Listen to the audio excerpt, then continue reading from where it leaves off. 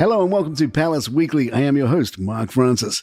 This is the abbreviated version of all the stories we brought you during the week on Palace Intrigue. And if you'd like the original full-length versions, you can go back and take a listen to them daily there.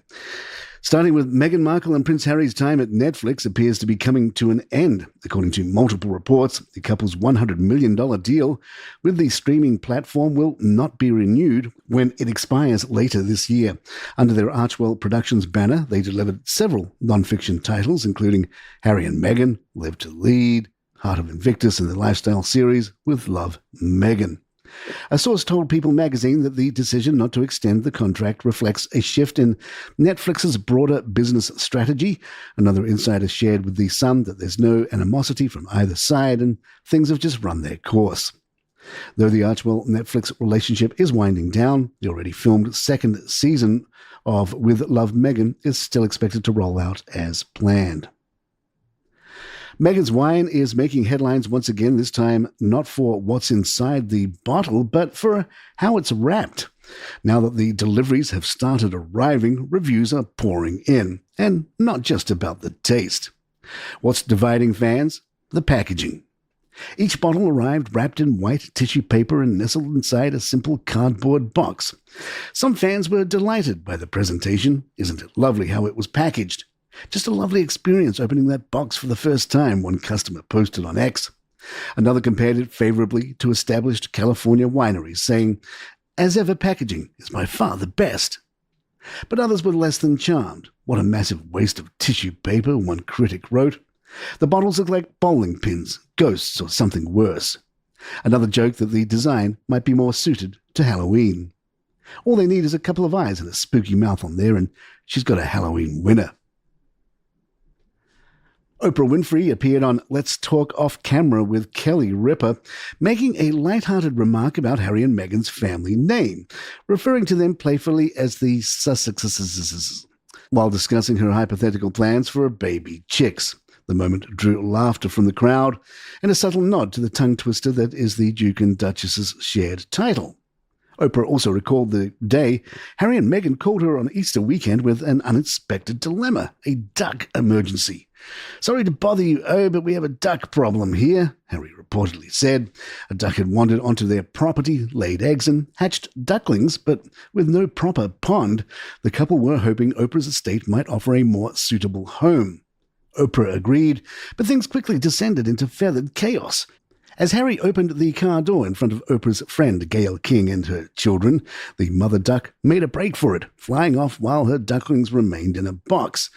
What followed, Oprah said, was a half-hour of duck herding as she, Harry and Meghan and others dashed around trying to reunite the panicked mother with her fluffy offspring. "Harry's running after her. Meghan's running after her. We've got ducks in the box. It was the funniest thing I've ever seen." Oprah laughed, adding that, yes, there is video. Family Guy is once again taking aim at the Sussexes. In a recent episode, Stewie warns Brian that interfering in the past could alter the future. Brian scoffs. "Doesn't history pretty much suck?" He then rattles off a list of history's low points. Hitler, the Crusades, and finally, Prince Harry marrying Meghan Markle. Cue the cutaway, an animated Harry watching the episode on TV sighs again before turning to the camera with hands on his hips and asking, "Oh, like all of your wives, so much better." It's not the first time Family Guy has mocked the couple. In a 2023 episode, cartoon versions of Harry and Meghan were shown lounging by a pool as a butler delivered their millions from Netflix for no one knows what. Meghan then receives a notification for a paid Instagram post, and Harry groans, "I shouldn't have left the made-up nonsense." That same year, South Park took its own satirical swing in the infamous Worldwide Privacy Tour episode. Thinly veiled caricatures of Harry and Meghan marched around demanding to be left alone while simultaneously making global appearances. The show even lampooned Harry's memoir Spare, rebranding it Where. A newly decoded exchange between Prince Harry and Meghan Markle is raising fresh questions about just how early the couple may have begun plotting their royal departure. According to a new Channel 5 documentary titled Lip-reading the royals, the secret conversations. The Duke and Duchess of Sussex were overheard via lip-reading during a solemn event at Westminster Abbey in 2018. The occasion was the service of Remembrance, marking 100 years since the end of the First World War, a formal moment with the entire royal family in attendance, including Queen Elizabeth. But while the cameras captured polished expressions and respectful silence, lip-reading expert Nicola Hickling says something else entirely was unfolding in the hushed tones between the Sussexes. She claims Meghan quietly told Harry to take advantage of the situation, prompting him to ask, "Today?" Her reply, "Do it tonight." Then, in what has become the documentary's most startling moment, Harry is said to ask, "You do realise that this is the end?" To which Meghan reportedly responds, "Yeah, I do know." Happy birthday to Prince George last Tuesday, who will find a major change in his life. Once a royal in the direct line of succession turns 12, they are no longer permitted to travel with the person ahead of them in line to the throne. That means George, now second in line, will have to begin travelling separately when undertaking official duties.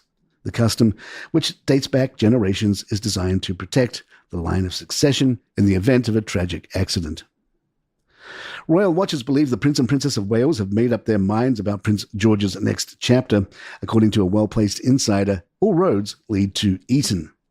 Currently, George attends Lambrook School in Berkshire, along with his younger siblings, Princess Charlotte and Prince Louis.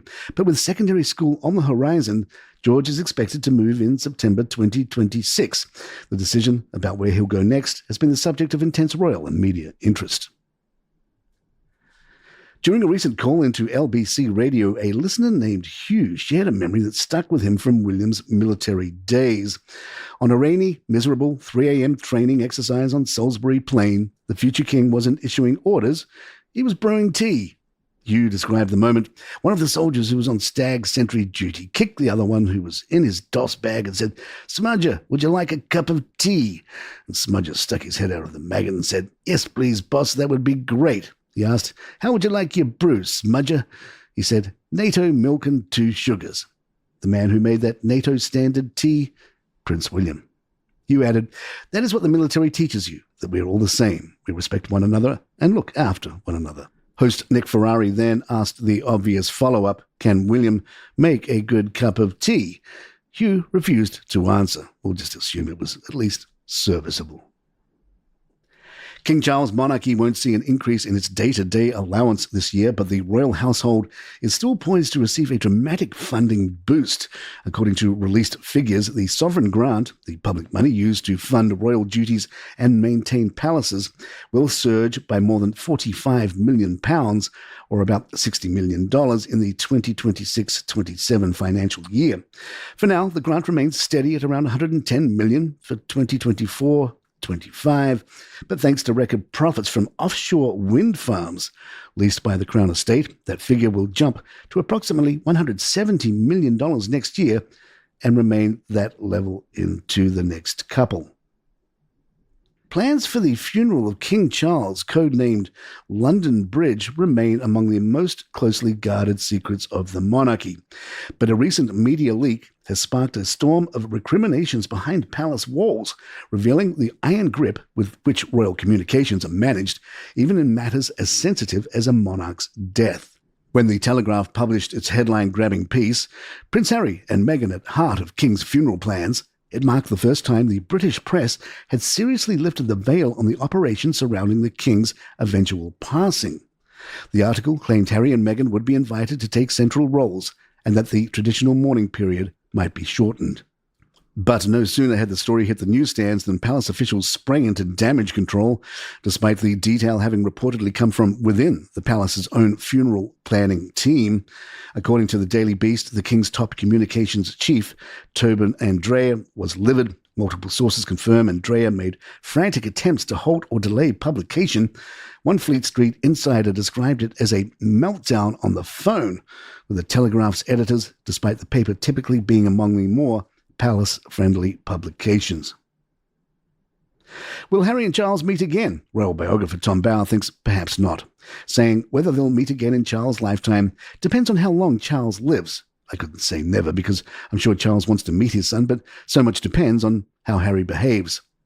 Harry is seriously worried that when his father dies one day, William will literally banish him and he will have no status in Britain at all. He will be persona non grata. Harry needs a meeting with Charles to show he is part of the royal family and to establish his credibility in Britain. But as long as the palace won't give him access to Charles, he can't take the first step. They suspect that the moment he meets Charles, he will use it to establish his credibility, because that's what he desperately needs, and that's also why he's kept away. My money would absolutely be no. If he did meet him, it would be in private. A lot depends on Charles' health. That is the unspoken issue in Britain today. More palace in just a moment. Queen Camilla may now be at the very top of the royal hierarchy, but even after 20 years of marriage to King Charles, she continues to keep one foot outside the gilded gates of palace life. In a subtle yet telling detail, royal photographer Chris Jackson recently shared the Queen's new birthday portrait on Instagram, an image showing Camilla looking relaxed with her rescue dog Molly, but it's the setting, not the smile, that drew attention. Pictured here, happy and relaxed at home in Ray Mill, Wiltshire, Jackson wrote, confirming that Camilla had once again chosen to be photographed at her personal residence rather than at a royal estate. The repetition of "at home" in Ray Mill wasn't accidental. While Clarence House is her official residence with the King, and the couple often spend time at Highgrove House, Ray Mill remains Camilla's private retreat, quietly apart from the royal fold.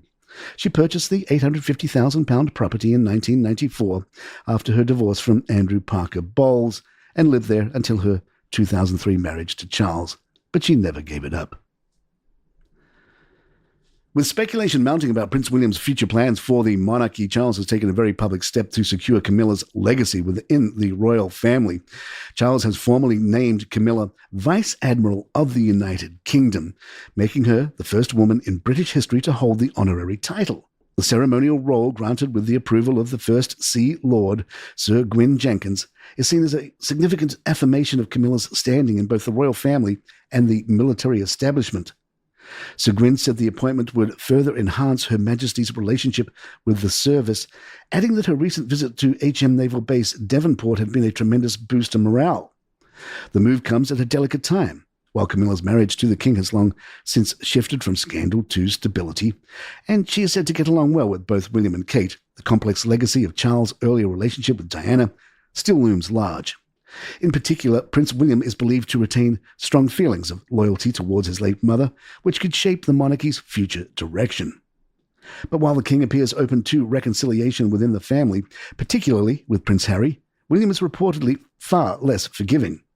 The Daily Beast recently quoted a friend of the Prince of Wales as saying, "William absolutely effing hates his brother and that he will never ever forgive Harry for what he has done." The naming of Camilla as Vice Admiral is the latest in a series of moves by Charles to solidify his wife's position. After originally bestowing the title Queen Consort, he later issued a royal warrant, updating her official style to simply Queen Camilla, a sign of her full integration into the core of royal life. Harry did receive a rather unexpected show of public support, this time from European royalty. Princess Delphine of Belgium, speaking on the It's Raining Men podcast, said, "They lost such an important figure, and I feel very sorry for Harry because I think that was traumatic for him." She was referring, of course, to the death of Princess Diana when Harry was just 12 years old. Delphine went on, "I think Harry suffered so much, and I think he was traumatized, and it's coming out now. He's just traumatized. He's doing these things and everybody's bullying him, but not thinking about his trauma, and I just find it terrible because I feel like he's just been kind of left." Delphine herself has personal experience navigating royal tensions. She discovered in adulthood that her biological father was King Albert II of Belgium and endured a years-long legal battle before finally being recognized as a member of the Belgian royal family in 2020.